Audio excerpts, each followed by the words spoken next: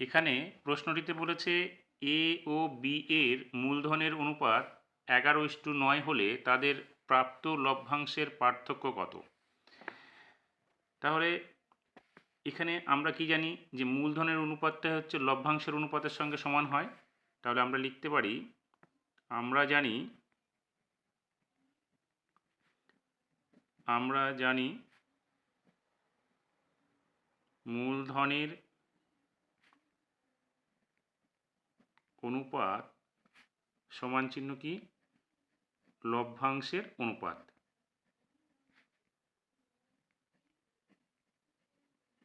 সেটা সমান কি হবে 11:9 সঙ্গে। তাহলে এখান থেকে আমরা ধরে নিচ্ছি, ধরি এ এর প্রাপ্ত লভ্যাংশ সমান চিহ্ন 11 টাকা এবং বি এর প্রাপ্ত লভ্যাংশ সমান চিহ্ন 9 টাকা। তাহলে মোট লাভ কত? তাহলে মোট লাভ সমান চিহ্ন কী হবে 11 যোগ 9 সমান চিহ্ন 20 টাকা এবং লভ্যাংশের পার্থক্য কত হবে? তাহলে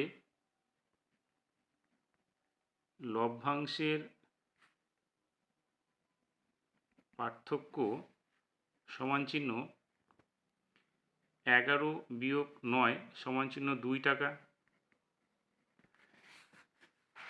এবারে কত শতাংশ হবে সেটা আমাদের বের করতে হবে। তাহলে 2 বাই মোট 20 ইন্টু 100%। তাহলে এখানে 20 দিয়ে এটাকে কাটলে কত হবে 5। তাহলে 5 দুগুণে 10%, অর্থাৎ দুজনের লভ্যাংশের পার্থক্য হচ্ছে কত 10%।